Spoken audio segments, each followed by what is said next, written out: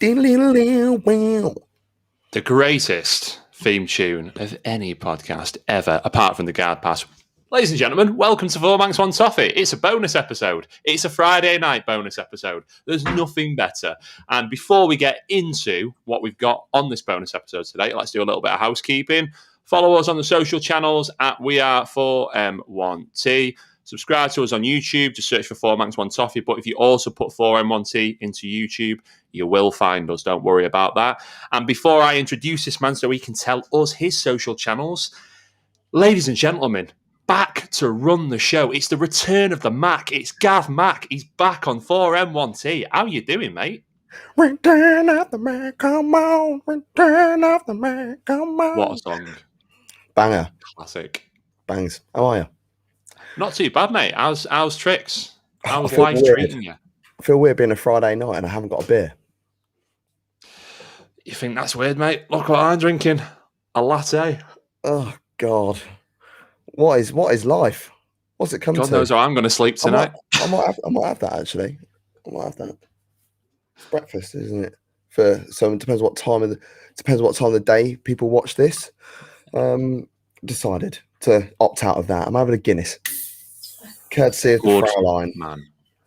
Good man. I used to, back when I was doing training camps and stuff when I was fighting, I used to eat strange concoctions in work. And I used to be like steak and nuts and bits and pieces like that. And everyone used to be like, oh, what are you eating that for? And it's like dinner time. It's like tea time food. I'd be like, no. And I coined the saying, any food is breakfast food. Any food is breakfast food, mate. Right. I'm in full agreement with that. I remember it was when I was coming back I went to Estonia. And I remember the time of the flight, I ended up getting back home about 8 o'clock in the morning. And, oh, gracias. Oh, look at that service with a smile. Yeah, I had steak. I went to the butcher around the corner and I decided to have a steak. People were like, you can't have that for breakfast. I was like, I eat what the hell I like, when I like. It's got to be done. There's nothing wrong with steak for breakfast. Protein. There you go. Exactly. Steak and eggs. Have you ever seen that YouTube video, Steak and Eggs? No. It sounds amazing already. I will find a link and I'll tweet it to you from our MAD channel. It's if Disney made breakfast films or something like that. It's fantastic. Oh my God. No, it's not here next door. Gav, tell the wonderful people, the 4M1T viewers, where can they find you and the Mad Sports Network? Yeah, of course. You can find me personally on Twitter at GavMack23, also on Instagram as the same. And then on all social media platforms, basically. If you put MAD Sports Network into Google, our name comes up first, which is fantastic. Amazing. Make sure you go and subscribe to the Mad Sports Network. They have got, if you're a fan of sports, if you like basketball, you like football, you like American football, you like WWE wrestling, you like mixed martial arts, you like boxing, you like darts, anything, go and subscribe to the Mad Sports Network. You will find a show for your sport on there. So make sure you hit that subscribe button and they have got all of the bits and pieces for you. Can I give it a teaser? Yes, you certainly can, mate. Got two little teasers. One is not necessarily a teaser. We know the Euros are coming up soon, so there's going to be daily shows of the Euro 2020 tournament. And myself, Gav Mack, has an extra special interview with someone who is rather large in stature and in the football world as well, coming very, very soon. So make sure you are subscribed, you hit that notification bell to this channel as well as MAD Sports Network, and you'll be able to find out a hell of a lot more. Oh, I mean, you said teaser. I didn't know you were going to tease me that much. Not even so much as a hint. Not even Shaka Zemas and Pliers will be able to tease you this much. And if you fancy a laugh on that note, should we get ready for the first segment, Mr. Mack? Let's talk about what's going on in the world of management at the moment as we get ready to give ourselves a ticket to enter the managerial merry-go-round.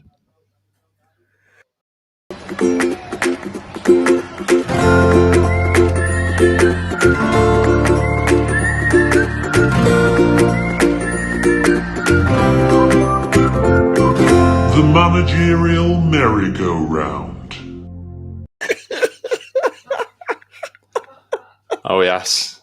Oh yes, it's the managerial merry-go-round. It's the world's hottest ride right now. What is happening, Gav? There's managers going left, right, and centre. I don't think in my lifetime I've ever known anything like it in terms of managers just leaving, plotting up here, turning up there, going back to old clubs, coming back to new clubs. What is happening at the moment? It started with filth in the Bundesliga, as far as I'm concerned. And since that moment, it's just like, oh, do you want to come here? Yeah, go on then. Like, piss off you. Do you fancy coming in? Yeah, go on then. It's sometimes you need that one move in order to get the gears in motion. Normally it happens with players, doesn't it? With like strikers, like if one striker leaves a big club, then they need to fill their boots with somebody else, and then it just starts this whole domino effect. But in the managerial world, sometimes you expect bits and bobs, and then there's other bits where you're thinking, why the hell are you doing that? It's just, I can't. It probably did start with the Bundesliga, to be fair, because it has been particularly messy in the Bundesliga. I know, and I know you'll be an expert on that. You can talk about that.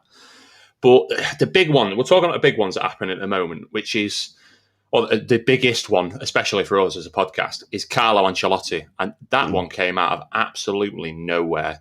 Apparently, he was tapped up by Madrid over the weekend, and by the time we'd seen out the bank holiday, he's gone. Yeah, that one literally hit me for 6, and I actually think it's quite a bad decision as well. He's got links with Real Madrid, of course. He won the Champions League in 2014 with Real Madrid, also won the title there as well. But I just think that ship has sailed. I don't like when managers go back to clubs that they've been at before.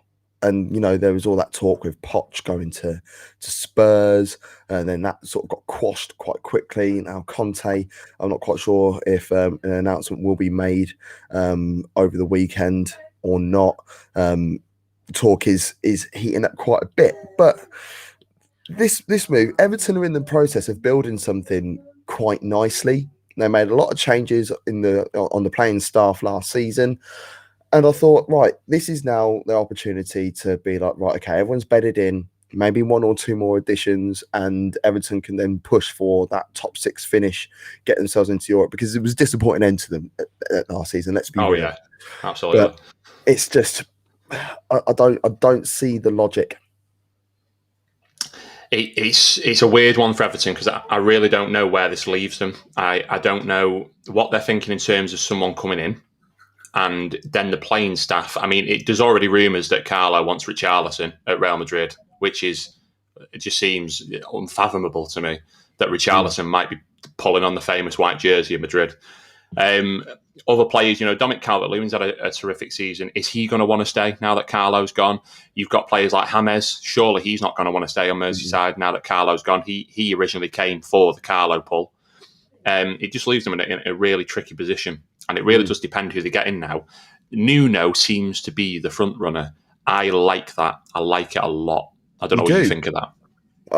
I'm not a big fan. I think he has revolutionised Wolverhampton Wanderers. Let's be real. He got them into the Promised Land, got them into European competition, got them quite far in the FA Cup as well. But last season, yes, they had a couple of injuries. Every team did. Literally every single team did. So the injury side of things isn't enough for me to go, oh, yeah, maybe. And, yeah, they lost Diogo Jota, which was also a move last season that we thought, whoa, that came out of nowhere. It was literally like on the Thursday evening. Yeah. Oh, Diogo Jota might be going to Liverpool Friday morning. Yeah, he signed. It was the craziest and the quickest transfer I've seen in football history. It really has been. I love the way they do transfers, Liverpool. I hate that football club, but the way they do transfers, there is no fuss, there is no nonsense. We get in, we get out, we get it done. Yeah. Yeah, there is a level of jealousy with that, because there is no messing about. But when it comes to the Wolves situation, they pinned a lot of their disdain on the lack of Raul Jimenez. I'm sorry. Him being missing isn't enough to have such a disjointed season, because there were shipping goals as well. So it wasn't like they weren't just scoring him; they were also conceding. So that was no excuse for me. I think Nuno, I wouldn't say he lost the dressing room, but I feel like he lost a little bit of interest. And if that is the case, then for him to go to Everton, what's going to happen there when things don't go the way he wants? He's going to lose interest there as well. Is he going to down tools? Don't like the look of it. You need to remain professional all the way through until your last day. If you know you're leaving at the end of the season, you've got to leave on a high, as far as I'm concerned. So you could use that to go into next season yourself. So on that note, then, who do you think? Because I quite like Nuno, just for the, let's face it, the outstanding job that he's done at Wolves, and it is an outstanding job he's done at Wolves. The last season aside, who's the man to take Everton forward then? Because there's just been promise at Everton year after year after year for God knows how long of this might be the season that we finally get back into the Champions League and we push and we build on our potential. They've obviously got the new projects with the stadium and otherwise. Who is the man to take Everton forward and turn them into a big competing football team again? It's going to be a slow burner still, I think. So I wouldn't have an issue if they went for a younger manager and someone who's already had the Premier League experience. So maybe someone like Frank Lampard. I don't see any reason why he wouldn't be able to go in there. I think Chelsea was just a step too far, despite them getting into top four with him. But I think that is the right level, the right type of personnel, and his links with, well, his name alone is able to attract certain players. Not just that, Everton have got money and they're not afraid to spend it. So I think someone like Frank Lampard would actually be quite a decent opportunity. What about another former Premier League player in Steven Gerrard, who's been rumoured? What do you think of that one? Has been rumoured. God, if he goes there, his legacy is over, isn't it? It's just never happening. I don't know where that one came from. I'll tell you who's an interesting option, though, and he's been mentioned a bit, but there's not been too much in terms of sort of noise behind it. Graham Potter. I think he's quite an interesting cat, him. I have a lot of time for Graham Potter. Have you ever watched his videos on coaching? Yeah. Wow. The guy is an absolute machine. Mm-hmm. Can you imagine if Brighton were able to have like a semi-good striker? Because the amount of chances they create, players like Mopai and Connolly. You talking about expected goals FC?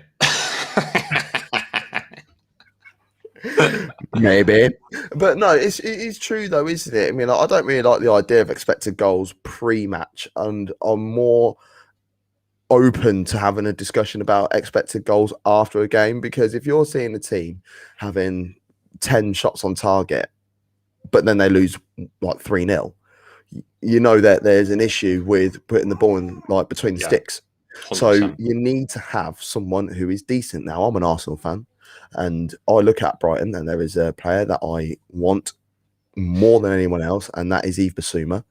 And there is talk that they are looking at Eddie Nketiah. Now, I don't think Eddie Nketiah is a fantastic striker, personally, at the senior level. However, the more you play, the better you get. And he's only 21. So if he is given opportunities week in, week out, playing 90 minutes of football, there's no reason why he can't bag himself 15 to 20 goals in the season, which might sound, like a little bit out there. But the amount of chances that they create, they should be looking at least another 25 to 30 goals anyway. So if he gets 20 of those, 15 to 20 of those, it's not so unheard of that way. Well, you saw towards the end of the season how much better Brighton were performing in some games just because they had a fully fit, at the peak of his powers again, Danny Welbeck. Yeah. And how much a focal point really changes them as a side. Like all of a sudden you've got so many chances that you create in every game. One or two of them have been put into the back of the net by someone who is... I've got a lot of time for Danny Welbeck, obviously former United man, but I do think on his day... he's a class act, Danny Welbeck, and he always will be. He did his best at Arsenal as well, bless him. I just think he's been hindered by things outside of his control and his career. But I think Eddie Nketiah, that's a good shout, that, actually. What is it about Bissouma? So I've not seen Bissouma too much, because admittedly I don't watch Brighton an awful lot. What is it about Bissouma, just to go off on a tangent for a second, that's going to make Arsenal better? What do you like about him? Arsenal lack energy in midfield, and that's something that he brings. He's one of those sort of midfielders that will happily put a foot in, and he'll stop play, he'll break it up, he'll feed it out with purpose rather than just finding a quick, easy, simple sideways pass, which is something that that Granit Xhaka does at the moment. But I quite like Granit Xhaka. I'm one of the random Arsenal fans that do. So if I would like to see Arsenal play some form of like industrial with 4-3-3, and you could do that with Xhaka, Basuma, and Partey, it would work. And if you're playing a 4-2-3-1, you can then play Partey and Basuma with someone ahead of him, because Basuma has the more defensive mindset, whereas Partey has got the energy. But because of the Arsenal setup of late, Partey's had to sit in that sort of defensive midfield role, which he isn't the best at. He's more advanced in that mindset. So box to box, as the kids call it now and stuff. But that's what Basuma could do. Now, if Potter was to go to Everton have that in midfield already. They've got the energy there. They've got Alan, who can sweep up and do all the dirty work. Tom Davies, who's someone who I championed years ago, but hasn't quite stepped up.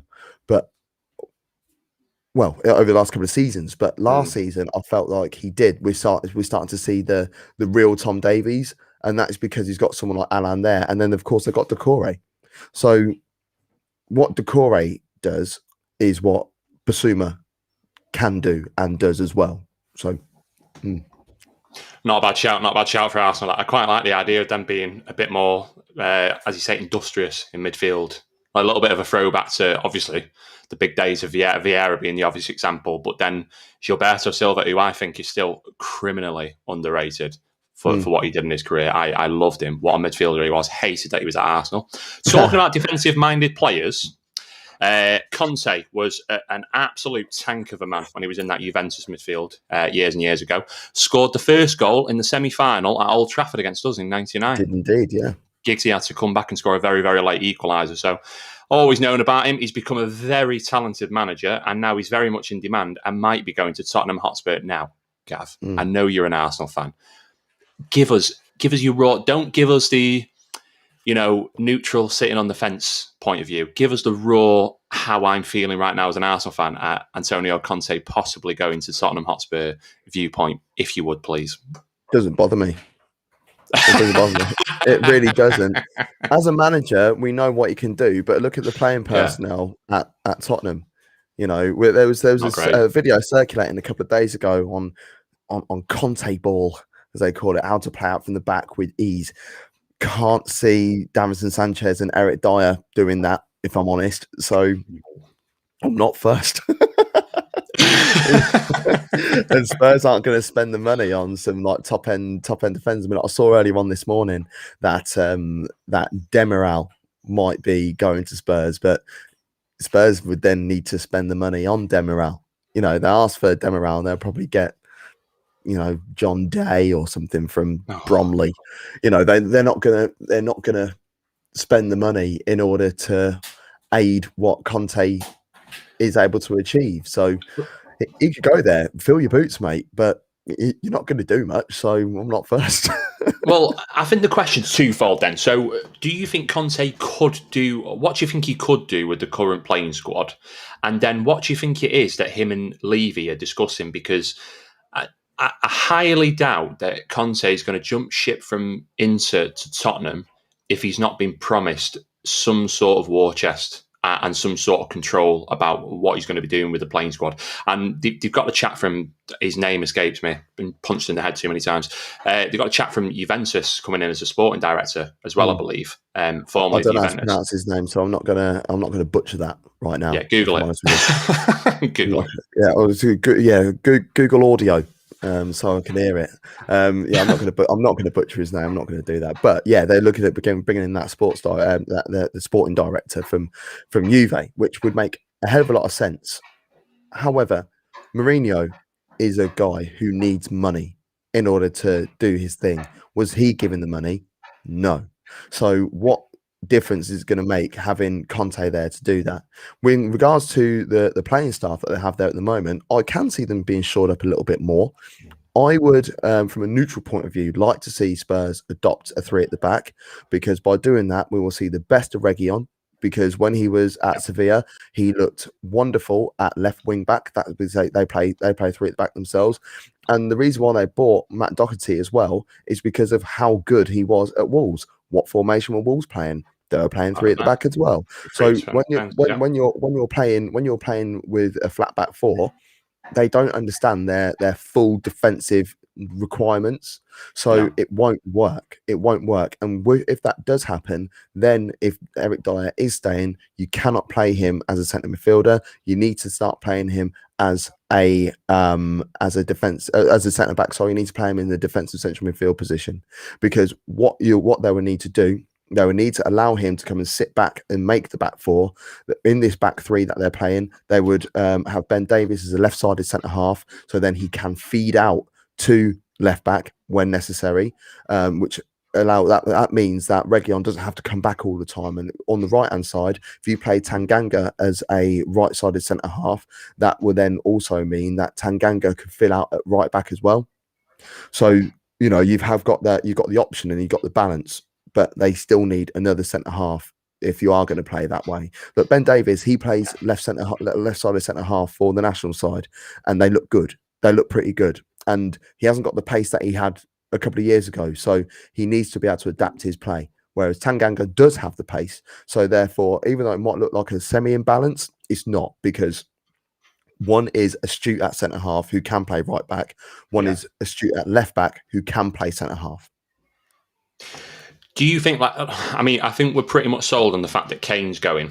Do you think it could possibly be that the money that he's been promised, if he is going to get some money, it is directly going to be a result of the Kane transfer, pretty much? Like, he's just going to turn around and say, whatever you make off Kane, that's yours. That's what you've got.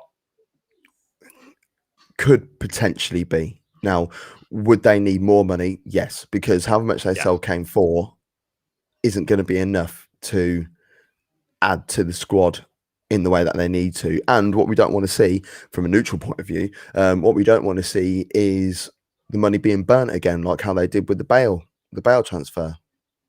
Yeah, so horrible. Just spending money for the sheer hell of spending money, rather than thinking, right, okay, we need this, we need that, and where do we need to strengthen?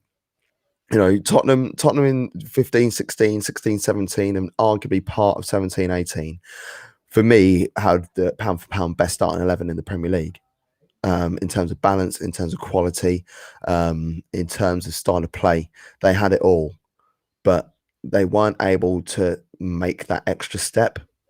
And what Tottenham fans should be worried about at the moment is going backwards and not progressing. And if they don't, with that money for Kane, they need to look at maybe buying 2 or 3 players. But if they sell Kane for 150 million, for argument's sake, 50 million doesn't really get you a wealth of world-class talent. In fact, it doesn't. Fortunately not anymore. Not anymore. So it'll just be 1 for 1. And by doing that, what world-class strikers out there are Spurs going to be able to attract with a lack of top-end European football? They're not even playing Europa League. So what you're saying is this Conference League isn't going to be able to pull big players in?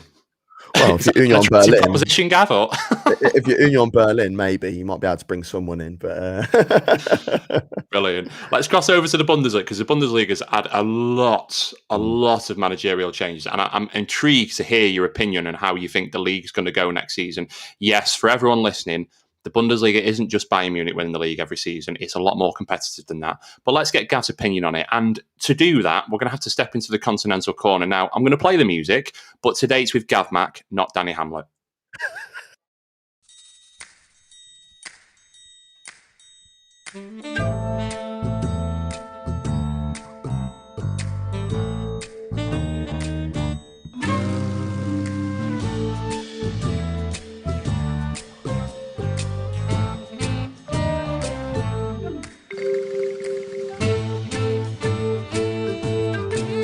Continental Corner with Daniel Hamlet. But it's with Gav Mack. I'll be Danny Hamlet for a moment. I don't mind. He's a relatively handsome chap. Oh, he's the most handsomeness. He's the most handsome of the 4M1C lads, I'd say. I don't think any of the other lads would get offended by me saying that. I certainly don't get offended. Look at me. What are you making of the Bundesliga? Because first of all, we'll go over some of the managerial changes. It's looking quite tasty. Obviously, the biggest one is Nagelsmann, obviously going to Bayern Munich. But there's been, like you said before perfectly, there's been quite a big domino effect of one went, and then it all just seemed to go around the houses. So give us your take, mate. What I don't like about the managerial changes in the Bundesliga is the fact that all these conversations were happening whilst the season was on at critical times of the season as well. Yeah. So the Nagelsmann was one of the later ones to be announced. I think the first one that we heard was Marco Rosa deciding to leave Mönchengladbach and go to Dortmund, and that completely derailed Mönchengladbach season. They were knocking around 4th, 5th for most of the season. They had a fantastic run in the Champions League. They were stopped by the runners up in the Champions League, of course, in Man City. But his announcement just completely ripped apart their side. You could see the attitude of the players on the pitch. It was quite disgusting, frankly. It was almost like match fixing. It was horrible watching it happen. So like January or something that he said. Yeah, it was. I think there was talk. There was an interview in January where he announced on Sky Deutschland, where he was like, "Oh no, I'm here to stay. I'm happy." Blah blah blah. And then come February, in between the two legs of the last 16, it was announced then. And it's absolutely disgusting. So obviously that's one of the moves that went. Oliver Glasner, he's just got Wolfsburg into the Champions League only for the 3rd time in their history as well. Brilliant season. They didn't concede many goals at all. They had a bit of an upturn in form at the beginning of the season. They drew a load of games and then they just stopped conceding. They literally went 7 games in the Bundesliga back to back without conceding a goal. And Wout Weghorst was just slapping goals in for fun. Well, he's left and he's going to Eintracht Frankfurt, who just missed out on the Champions League by coming 5th after being in the Champions League position for the whole season. And that's because Adi Hutter decided that he was going to leave there and go to Mönchengladbach. And it's like, Adi Hutter, mate, that was, I think, was the most... I said about the Gladbach situation, Adi Hutter leaving Frankfurt was the most criminal, because Frankfurt, I can't think of a time in my lifetime when they were playing in the top tier of European football, and they were there all season. They hit a little bit of form just after Christmas, and they just couldn't stop losing. They were couldn't stop winning. Sorry, they were just winning games against anyone and everyone. They beat Bayern. They got some big results. They were beating everyone that was competing in and around them. They've got a fantastic little side there. A player who I can't stand but does bag in the shape of Andre Silva. And as soon as that was announced, that was it. We on the Bundesliga show on MAD Sports Network, myself and Devo, we have set up like an investigation. We're forming an inquest into it because it's absolutely disgusting what is done there. It's truly awful. But yeah, and then of course, Hannes Wolf, he came in for Peter Bosch at Leverkusen earlier on in the season. Leverkusen, they were super inconsistent. They wanted to get Champions League football. They were top in November and struggled to get into Europe in the end. They cracked over the line. They're playing Europa League football next year, and they've got a new manager coming in Gerardo Sione. I don't really know much about him, if I'm honest. I'm not quite sure. No, nor have I. I don't know anything about him, if I'm honest. All I know is he's Swiss, and he was at Young Boys Bern. I don't really know much about his style of play. I don't know what he'll be able to bring. I know that Leverkusen have got a wealth of talent, though, all over the pitch. So we'll see what happens there. And in regards to Leipzig, Jesse Marsch is going in there. And it's just the natural progression. You go to Salzburg, then you turn up at Leipzig. And I can see a couple of players I think might be coming over from the MLS. One player in particular, Caden Clark, 17 years old. You would never believe it. The amount of smoke that is going on around Jude Bellingham at the moment. Take a look at Caden Clark at New York Red Bulls. It won't be long. I think he's going to make the move straight from there to Leipzig, but there is a chance that he could go to Salzburg first, and then move in. But it's all part of the Red Bull group. They all like each other. They all communicate. Leipzig have got a really decent side. Yes, they're losing Upamecano, and they're losing Konate as well. Konate, yeah. But they still have Willy Orban. They still have Halstenberg. They still have Klosterman. So they're still in a very good position defensively. And, they just need a striker. I don't know whether Sorloth is going to be playing a lot more games through the middle. Szoboszlai, he has been injured quite a bit. Yes, he's a midfielder, but he can be deployed as a forward as well. And, so I wouldn't be surprised if Leipzig do make some form of a march next season. I do think Bayern will win it again, but that doesn't take away the spectacle of the Bundesliga.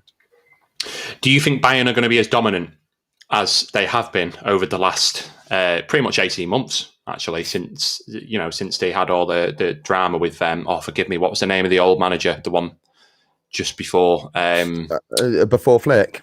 Yes. They have Robert Kovac. Yeah, Kovac, that's it. Kovac came out, Flick came in, and then all of a sudden they just looked like an entirely different side. They went on the march for 18 months. Very rarely did they look, penetrable at all. Do you think Nagelsmann's going to be able to continue that? Do you think he's going to be able to better it? Do you think he's going to be able to turn them into a force on the continent again? Or do you think that is just a standard that Flick set that I don't think many managers are going to live up to? Well, the 1920 season when Flick took over, from that moment until the end of the season, he had I believe an 89% win rate, which is disgusting. So phenomenal. It's impossible to reach those sort of levels. They are wanting to get the Champions League back. They want it back. Whether Nagelsmann can do it or not, I'm not sure. They will win the league. I think there might be one more season of, I was going to say dominance, but they didn't dominate last season. Leipzig let themselves down. Leipzig lost. Leipzig beat Mönchengladbach 3-2 after being 2-0 down. I won cash that day. It was lovely. With that, I bought an emulator with loads of SNES games on it and Master System games and Mega Drive games. Take my money right now. Honestly, thank you very much, RB Leipzig, that day for making my childhood come back to life. Thank you. Brilliant. But Leipzig, when they won that game, that put them within a point of Bayern. And then the team, it fails to reach my mind right now, but they lost a game. I want to say it might have been to Wolfsburg, but they lost. And then the following week, they lost to Bayern 1-0 away from home, at home. And that was the moment that the season turned, because if they picked up 4 points from those games, they would have been top, and they had a far easier run-in than Bayern. And the reason for that is because Bayern were completely depleted. They had, of their regular starting 11, they only had 4 available on one of the games against Augsburg, I think it was. So it wasn't looking good for them, and they were dropping a hell of a lot of points towards the end of the season, and that would have been perfect time for Leipzig to step up and do something about it. So yeah, it wasn't a hard and fast runaway as it normally has been over the last few years, despite the point difference. Looking at 13 points, it looks crazy, but it's not as black and white as that, you know. So next season, I think there will be a point gap again. But then the following season, I think we're going to see a lot more teams settled. Haaland looks like he might be staying now at Dortmund, which could prove massive. It just depends on how Marco Rose looks at the side. There's been talk saying that no money is going to be spent by Dortmund unless they sell. And conversation is happening again about Jadon Sancho to Manchester United. The fee still remains the same from last season, 90 million. Whether it happens or not, we don't know. Sancho is happy to stay, but is open to a leave. So, but there's going to be no money for Dortmund to spend. So they need to ensure that they are concentrating next season. Yeah, I agree. Probably the best way to sum up Dortmund's season. Just lack of concentration and focus in key moments in big games, and it just took all the wind out of the sails, really, hasn't it, in terms of a decent sort of Bundesliga season. We'll cross over. We'll just have a look at Ligue 1. and La Liga quickly before we have a look at the Euros and what we think of the Euros coming up. La Liga, interesting, really, really interesting in terms of it was obviously a very wide open title race. And then towards the last 5 to 10 games, Barcelona, Real Madrid and Atletico Madrid were doing their utmost to try and lose it, to take it from the jaws of winning and just fuck themselves over by losing games and drawing and conceding goals at daft times and all sorts. But Atletico got over the line. Can they do it again next season? Will Madrid look better? Will Barcelona look better? Because they've just become free transfer FC. They've had Aguero come in. It looks like they're going to get Wijnaldum. Depay still on the fence. Garcia's come in. Who's taking La Liga next season? Who's the favourites at this point? The favourites will always be Real Madrid or Barcelona.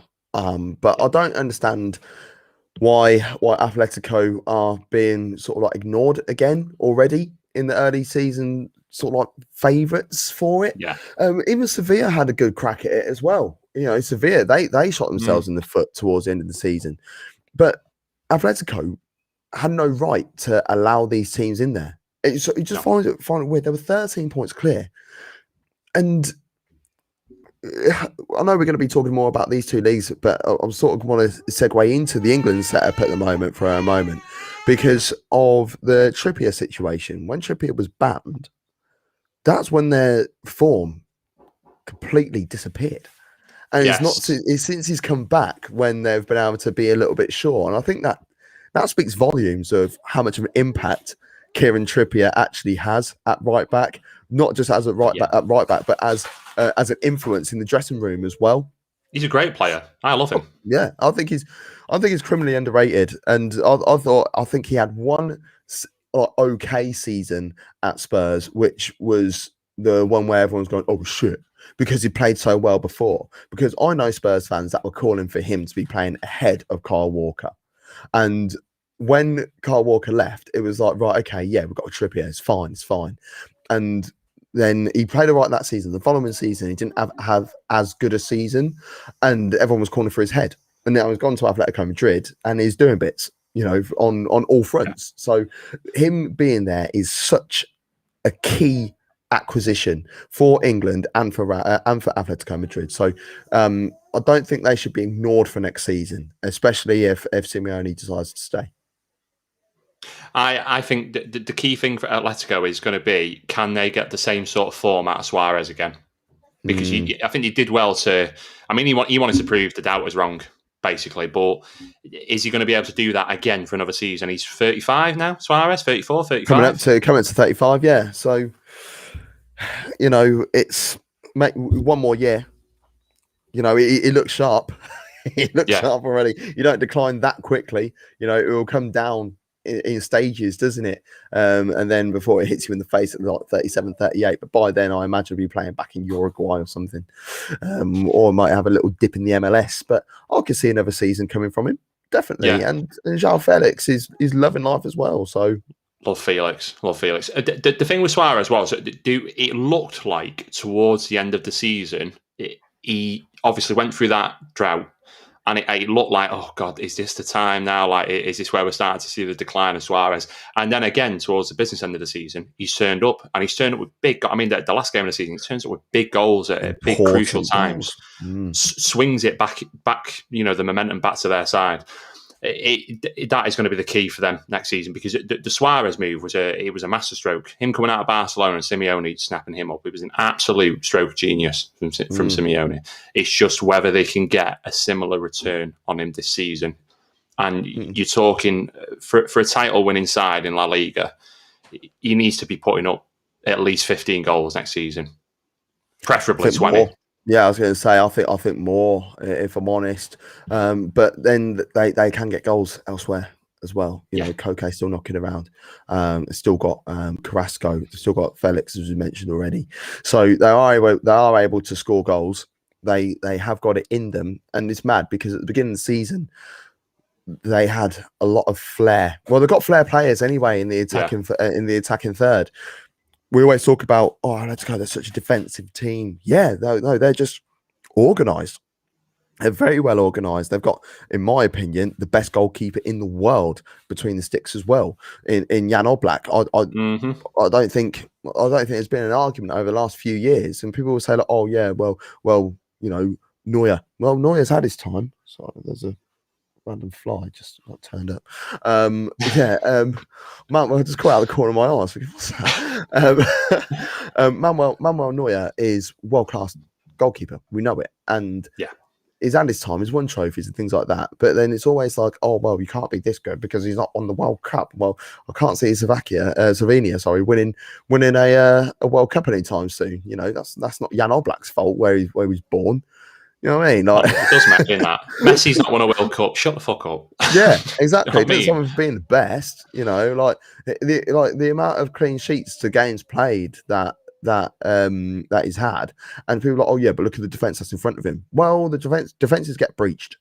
Defense get breached, and then there you are, 1-on-1. You've got to stop the ball from going between sticks, and that's what he does, and he's the best at it. So I could see, like, defensively, once again, I can see them like holding out and doing things. When they lose, it'll be 2-1. Well, this is why Oblak has proved how important he is to that side over the last 10 to 15 games of the season, I think, because Atletico haven't been the same impenetrable Atletico Madrid as they normally are. Like, they're normally assured, really strongly organised, defensively sound side that we've seen over the last God knows how long with Simeone in charge. They've looked shaky at the back, and they've really had to call upon him, and he's proved just how good he is this season. It might be one of the best seasons he's actually had there, despite stats that people like to look at all the time. No, I agree.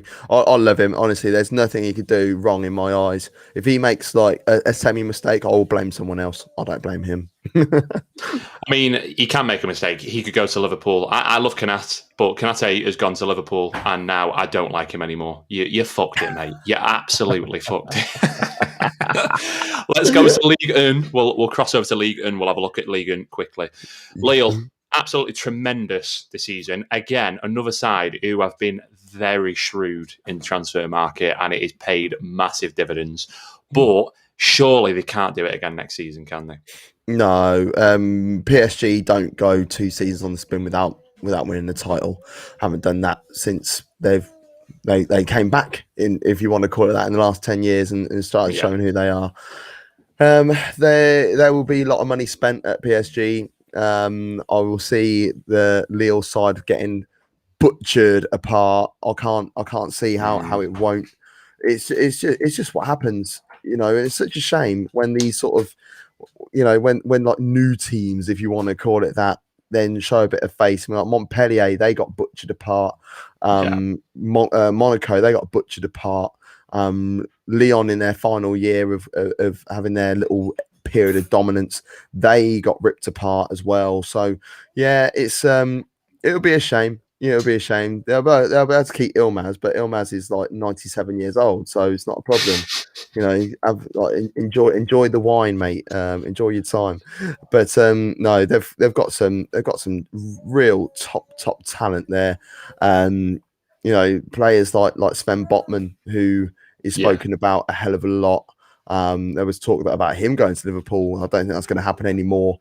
Don't do it. Don't do it. Let's just enjoy you. Let's enjoy you and what you're doing. But yeah, since the Kanate deal, I can't see Botman going there now. But I can see him making a big move. They've got what's his name again? Why am I being dumb? Jonathan David. That's it. Or Jonathan David, if you want to call it that, is only a kid as well. What is he? 2021. Can't be older than that, surely. No, exactly that. And he's decided to opt for the Canadian national side rather than the USA side, because he did qualify for both. And he's been brilliant. He's been playing I think he made his debut at like 17 or 18. Like, is mad, and he pretty much scores a goal a game for the national side, which is ridiculous. And he turned up quite nicely in the league as well. So I could see him making a move. I could see him going to Italy, maybe. I imagine like a Muriel or something like that, like moving on from Atalanta, and then spend a couple of quid and get him in or something like that. But it'd be nice. It'd be nice to see what else he could do elsewhere. It'd be a good move. At 21 he is. He's originally from Brooklyn, New York. But yeah, just for the longevity you're going to get out of him. He certainly looked good this season. He's been a big part of their success this season. PSG bouncing back, though, the key is, not domestically, but obviously on the continent, can they have another crack at the Champions League? So obviously they were the bridesmaids the year before last. They got to the last stages this time around, but they were just severely undone by City. And I think, City are brilliant, but a lot of the problem with PSG is that they seem to have a serious issue with discipline. Like they just cannot stay focused. They throw the toys out of the pram, for want of a better phrase, when things aren't going their way. And it just seems to be a team of individuals at the moment rather than a collective unit trying to work towards a common goal. Can they keep hold of the stars? And what does Pochettino need to do to turn them into a team? Can they keep hold of their stars? I would say yes, because I can't see anyone spending whack to get any of the players that they currently have, other than Barcelona and Real Madrid. But we know Barcelona have no money, and Real Madrid are banging on saying that they have no money. So where else are they going to go? I'm in agreement that they are a team of individuals. Yeah. Excuse me. I don't think they're all that, if I'm honest. But teams fear them. They've got that fear factor. A little bit like, they remind me of, like Man United over the years. Because over the years, Man United have had brilliant sides, and they've also had some average sides with a couple of like world-class players. Does that make sense? So, like for instance, like 2012-13. Yeah, 100%. Man United were pretty crap, but they had a couple of world-class players, and all the other teams were beating each other, and teams were at that point still very scared going to Old Trafford. So it didn't really mean for much, Yeah. So it's the same with PSG for me. I can't see. I can see teams, the lesser teams, being scared of them this time round, knowing that they've got a fully fit Mbappe for a season, a fully fit Neymar for a season. There's not a great deal of top end players when it comes like defensively. I don't think Kimpembe is world class. That might upset a few people. Marquinhos definitely is. I love Marquinhos. At right back, I think they are a little bit weak. Florenzi was brilliant at Roma. I don't think he's all that at PSG. I have a bit of time for Kehrer, but he wasn't part of the national side for France, and I'm really surprised by that. But there's one player who I really do like, and he played a couple of times, especially in the Champions League. I think it was the Barcelona game where he was doing bits, and that was Mitchell Bakker. Left back. Good shout. I like that. Have a lot of time for him. He is he's 20 years old, and he's playing like a 30-year-old who's had 100 caps for his country. He doesn't make mistakes. He defensively is so damn good, always communicating, looking along his back line, knowing where things are. He could ping balls in from the byline. He could blitz past players. I think he has the genuine opportunity to be a world-class left back. I don't understand why people aren't talking about him at the moment. I like that. Yeah, no, do you know what? I 100% agree with that. I think from what we've seen of him so far in a PSG shirt, you can't fault him. You can't fault him. And it is rare. He's gotten through luck. He's gotten through luck as well, because Bernat is injured. Kazawa has been in and out the side this season as well. So, yeah, he's got in there through luck. But what he's done, he has been able to show a little bit and see what's going on. Love it. Sometimes it happens like that, though. The whole Rashford story at United. Rashford, yeah. He was never supposed to be in the United squad. Injuries happen, and then all of a sudden he gets in, he gets his chance, and the rest is history. Should we move on? Because we're going to rush through this, because me and you need to do a Euro show after this, Gav, the important stuff. But let's talk a little bit about the Euros. Euro 2020 and 2021. I put both there because some people have a preference. So fill your boots. Well, my sticker album says 2020, so fuck everyone else. Honestly, I've been telling the other 4M1T lads, the fact that people are still calling it Euro 2020, and I get it because of the branding, and it's expensive to change the branding and stuff, but hey, UEFA, you're rich, change the branding. It's 2021. What about the Olympics, though? What about the Olympics, then? Fucking change that as well. I'm living in the past. You're teaching everyone to live in the past. It's a poor example to set. Who's the favourites for the tournament? Who at this moment, looking on paper, do you think, they are? They're going to go all the way. No worries. On paper, can't see past France. Yeah, agree. Can't see past them. In reality, you don't know. Like, look at history and what's happened in the past. Like that's what history is, like looking at the past. So, yeah. Like that. Say it as it is, Gav. Say it as it is. So even I was moaning about it. What are you doing awake at this time of night anyway? Anyway, we'll have that conversation later. Right. So France, World Cup 98, bossed it. Euro 2000, bossed it. 2002, out first round.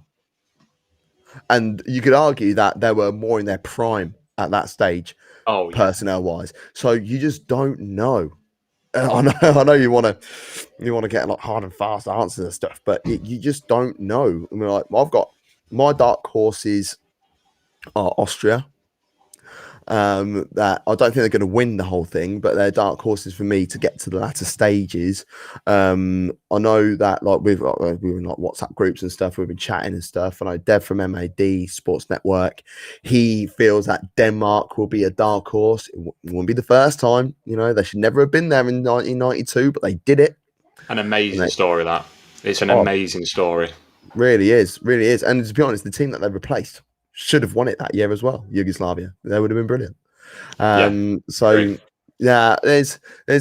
decent amount of stuff going on in each group, and I could feel that there's going to be a lot of shocks and surprises in the Euros this year. I really do. Angleterre on the other half, it depends how the draw goes. Really, I could see England getting to a semi-final. They won't go any further than the semi-final for me. I think they'll get to a quarter, maybe a semi. This is the pessimist in me. I think England will top their group, and then obviously, if we top our group, we've got to face the runner-up in the group of death, and I think that could potentially be where our tournament ends. So I think we're in for a very disappointing summer. In terms of the winners, I'd love to be wrong about that, by the way. I know I'm a pessimist. Listen, 30 years of watching England. The first World Cup I can remember is 98. Remember some of the Euros, 96, not a lot. It's just been heartache after heartache after heartache. You can't blame me for not being positive. No, I hear that. In terms of winners, I think, France have got to be the favourites. I think Portugal will have something to say. Mm-hmm. I think so too. They've got a brilliant squad. They're so balanced everywhere. They've got talent everywhere, and they've got match winners. It's the important thing. It's balance, and you've got match winners. And we spoke a little bit about. Make sure you tune in, subscribe to MAD Sports Network, Mad Sports Network for the Euro shows that are going to be dropping. We talked a little bit about Italy. Italy have got the opposite problem on the other hand, where they've got a very balanced squad, but there is no world-class talent in there. There's no match winners. It's not someone who, when the going gets tough, is going to grab everyone by the scruff of the neck and say, we're going to win this game now. Portugal have got that. I think Germany, Germany. That's as much as you can say about that. And then your other big hitters, teams like Spain, for instance, not a chance. Not a chance. No. They're as poor as I think we've ever seen them. Yeah, this is because every year since I've been born anyway, and like from when I've been watching football, I remember World Cup '94, very very minimally. but I know of the players, and I've seen the players in the couple of years after that.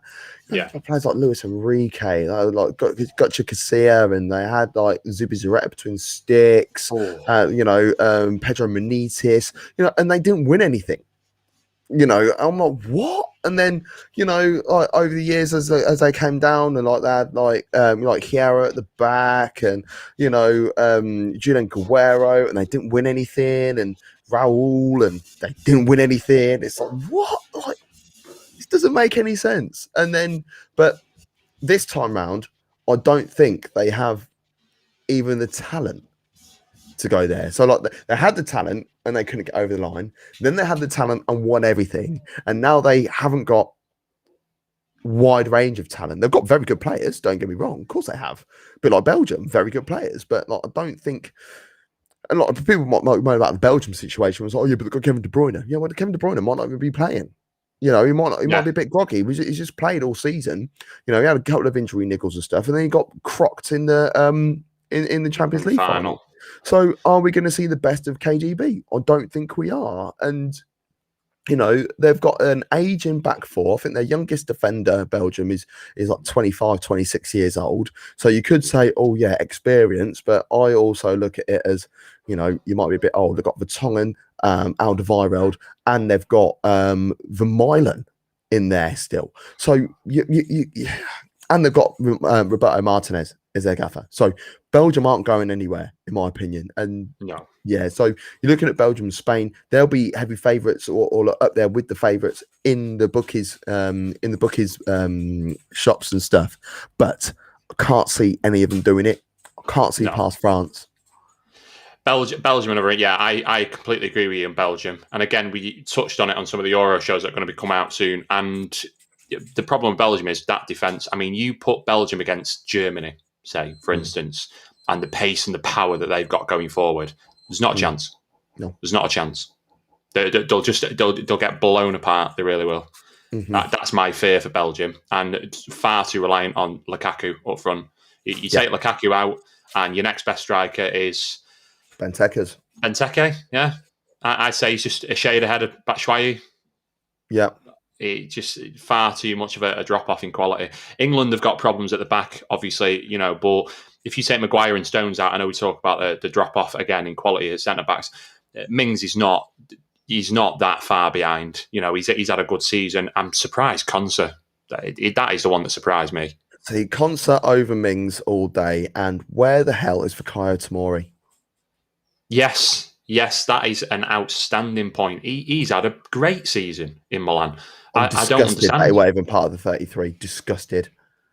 I really don't understand. Obviously, Trent's injured now, which are we going to be able to recover? We're going to have to find another right back from somewhere. Fucking hell. Sure, yeah. Oh. Fucking right backs. I said on the 4M1C earlier this week, my opening statement, if you put your profession down in the 2021 census as right back, you probably got a phone call from Gareth Southgate in the last 7 days. Outstanding. England, are we being pessimistic, folks? Maybe, but England, no. Gav's saying semis, I'm saying first knockout stage. At best, I think quarters. Yeah. That probably what you're looking at for England this time around. France will be your winners. No, England might be all right thinking about it because stadiums are going to be full. And I think it's only the quarters, depending if they come in a particular position, it's only the quarters where they wouldn't, like if they were to go all the way, where they wouldn't be playing at Wembley.